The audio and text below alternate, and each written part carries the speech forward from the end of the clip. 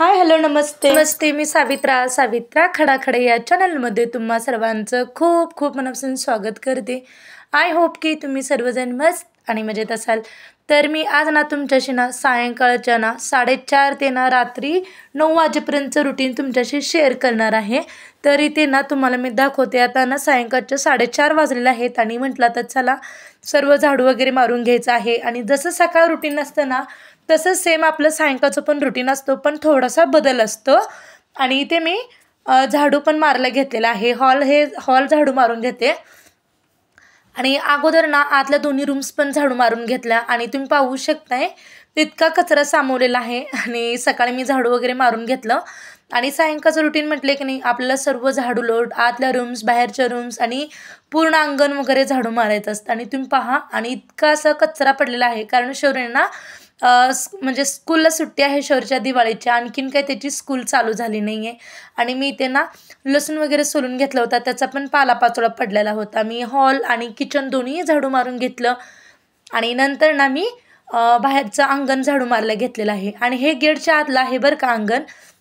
आणि तुम्हाला जर ना आणखीन पूर्ण माझ्या घराची होम टूर जर तुम्हाला बघायला आवडत असेल तर मला नक्कीच कमेंट करून सांगा की होम टूरचा व्हिडिओ बनवा म्हणून।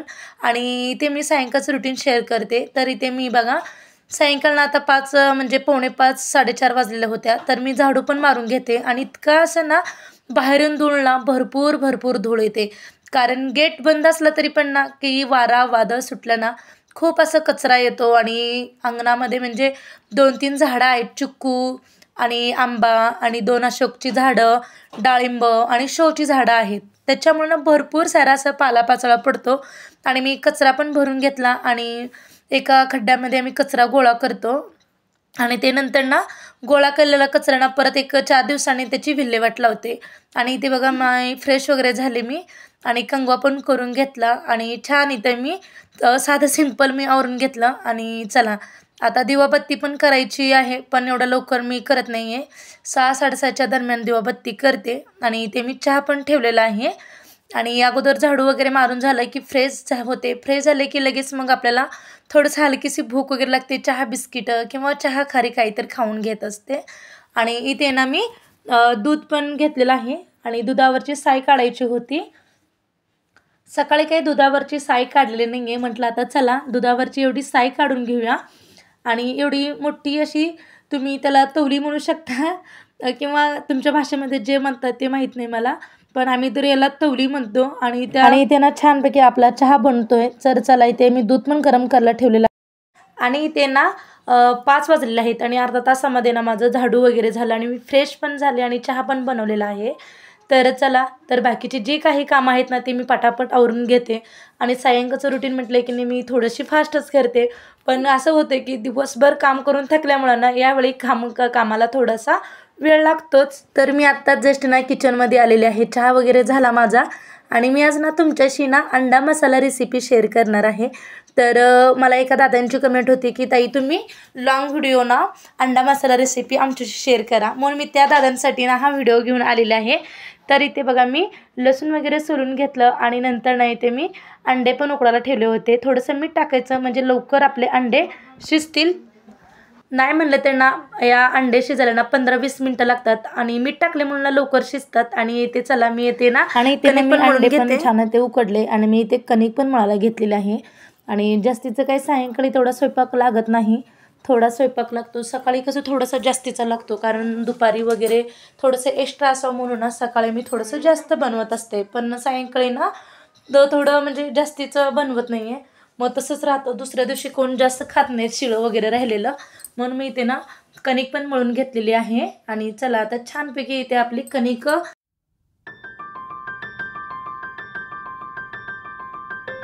चला मला कणिक मळायला ना फार आवडतं बरं का। आणि मी नाही म्हटलं तरी पण ना 15-20 मिनटं तरी मी कणिक ना असे छान त्याला मळून घेत असते। आणि आता चला इथे फायनली आपली कणिक मळून तयार झालेली आहे आणि एक 15-20 मिनटं मी कणिक असे ठेवून देते, कारण भिजण्यासाठी जर आपली कणिक छानशी भिजली ना तर आपल्या चपात्या आपोआप छान होतात। आणि इथे बघा तुम्ही पाहू शकता अंडे आता शिजत आलेले आहेत।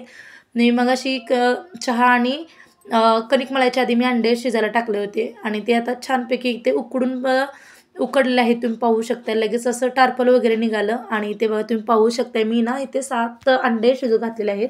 त्याच्यातले शौर्यला बाजूला काढते 1-2 आणि बाकीचे मी अंडा करी बनवणार आहे. जास्तीचं मी म्हणजे अंडा करी बनवत नाही, मसाला बनवते आज. तर चला मी तुमच्याशी शेअर करते की अंडा मसाला कशी बनवायची ते. आणि ते मी अगोदर ना सुरीच्या साहाय्याने थोडंसं कट करून घेतलं एक 3-4 ठिकाणी अंड्याला.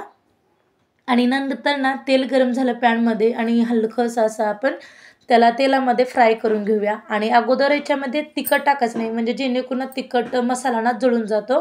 थोडंसं जरा अंडी गोल्डन कलर झाले की नंतर मग त्याच्यामध्ये मसाला ॲड करायचा आणि थोडंसं तिखट आणि मीठ टाकलेलं आहे आणि थोडीशी हळद टाकून घेतलेली आहे. आणि खूप छान होते बरं का अशी फ्राय केल्यानंतर तेलामध्ये. नंतर नाही ते तेल गरम झाल्यानंतर मी लसूण आणि कोथिंबीरची पेस्ट बनवली होती, खलबत्त्यामध्ये वाटून घेतलं त्याला. आणि ते मी एक कांदा पण टाकलेला आहे, मिक्सरला वाटून टाकला कांदा आणि थोडंसं खोबरं वाटून टाकलेलं आहे. आणि तिथं मी थोडासा अंडा मसाला टाकला आणि बेडगी तिखट आणि काळा मसाला टाकलेला आहे. आणि तुमच्या आवडीनुसार तुम्ही तिखट वापरू शकताय. मी काय तेवढी रसबशीत अशी बनवणार नाही, अंडा मसाला बनवणार आहे. त्यासाठी ते बघा तुम्ही पूर्ण मसाला ना तेलामध्ये परतून घ्यायचा, म्हणजे जेणेकरून त्याला असं तेल सुटलं पाहिजे. आणि तुम्ही पाहू शकता छानपैकी इथे आपला अंडा मसाला तयार झालेला आहे. आणि चवीपुरतं मीठ टाकून घेतलं.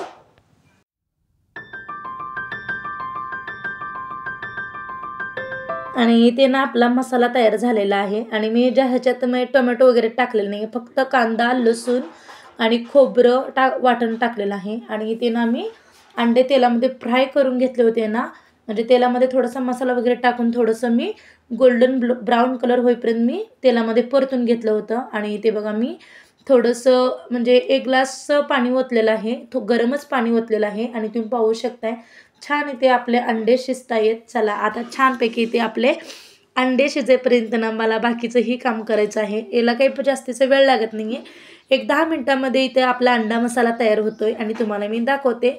हा मस्त किती छान इथे ना आपला अंडा मसाला तयार झालेला आहे. आणि तुम्ही पाहू शकता एकदम असं दाटसर मी इथे अंडा मसाला बनवलेला आहे.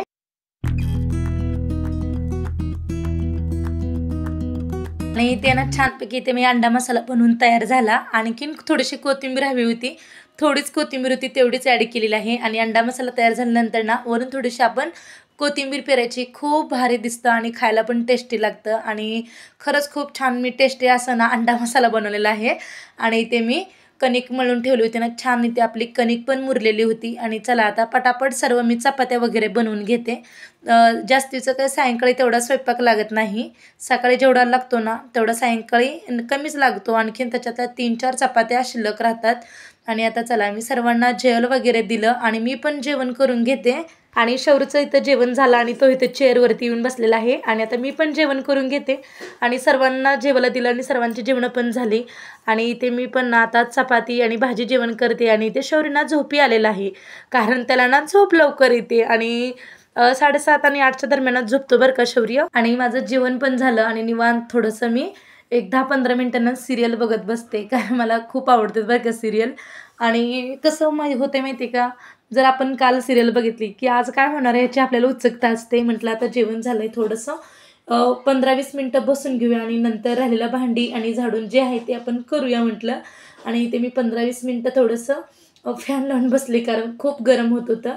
आणि 3-4 दिवस झालं भरपूर इकडे सोलापुरी ना आभाळ आहे. आणि परवा पण पाऊस झालेला आहे, थोडासा म्हणजे थंडगार वारा होता, पण रात्री थंडी सुटते आणि दिवसाना आभाळ आणि बारीक थेंब थेंब सऱ्या पावसाच्या आहेत. आणि ते मी परत बघा 15-20 मिनटं बसल्यानंतर ना जे ताटामध्ये जे खरकटं वगैरे होते ना ते इथं मी एका टोपलीमध्ये काढून घेतले. आणि जेणेकरून ते आता ना बाहेर नेऊन टाकता येईल किंवा एका बकेटमध्ये भरून ठेवते मी सायंकाळचं. आणि ते बघा मी किचन ओटा पण क्लीन करून घेतला आणि दूध पण गरम करून ठेवलेलं आहे, कारण दूध 7 वाजता दूध घेतो. आणि 7 वाजता दूध आल्यानंतर ना ते पण गरम करून ठेवलं. आणि ते मी भांडे सर्व घासून घेते, कारण अंड्याची भांडी म्हटले की थोडंसं वास वगैरे येतो अंड्याचा, म्हणून मी काय केलं की थोडंसं गरम पाणी वगैरे करून ना ठेवते, म्हणजे त्या भांड्यावरती पाणी सांडलं ना मग वास आपोआप निघून जातो अंड्याचा. आणि ते बघा तुम्ही पाहू शकताय 4:30 वाजल्यापासून ते ना 9 वाजेपर्यंत आपली एवढी भांडी पडलेली आहेत. तर मी एवढी सर्व भांडी वगैरे घासून घेते, कारण सकाळी जास्तीचं मग लोड होणार नाही आहे. मग संध्याकाळी जर आपण सकाळची कामं केलंत ना, आपल्यालाच लोड कमी होतो आणि पटापट आपली सकाळची पण कामं आटोपतात. आणि इथे बघा तुम्ही पाहू शकता, सर्व मी इथे भांडी वगैरे घासून घेतले.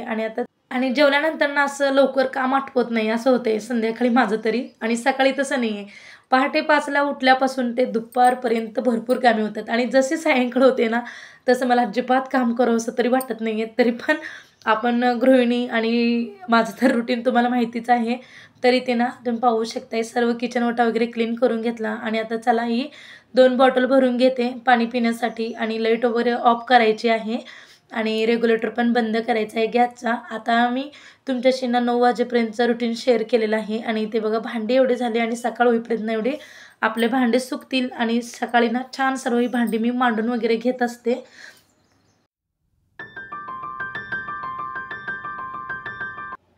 आणि इथे ना मी झाडू पण मारून घेते. आणि हॉलमध्ये कसं सारखं ये जा असतं ना, सारखं 3 दिवसातून 4-5 वेळा तरी आपलं झाड लोट होत असतं.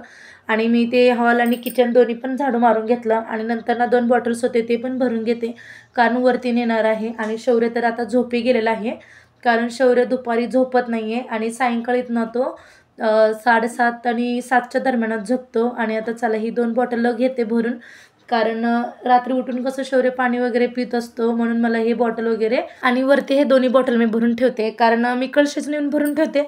पण आता एक 4-5 दिवस झालं काय व्हायला लागलं की कळशी सारखं न्यायचं भरायचं पाणी तसं सांडायचं व्हायला लागलं. म्हटलं आता चला तेवढा पण वेळ नाही आपल्याकडे इथे, म्हणून मी ना 2 बॉटल भरून घेतल्या. आणि लाईट पण ऑफ केलेली आहे. आणि मी आता वरच्या रूममध्ये आलेली आहे, तुम्ही पाहू शकताय. आणि शौर्य पण झोपी गेला मी येईपर्यंत, कारण बाबा असले की नाही शौर्यचं काही नसतं.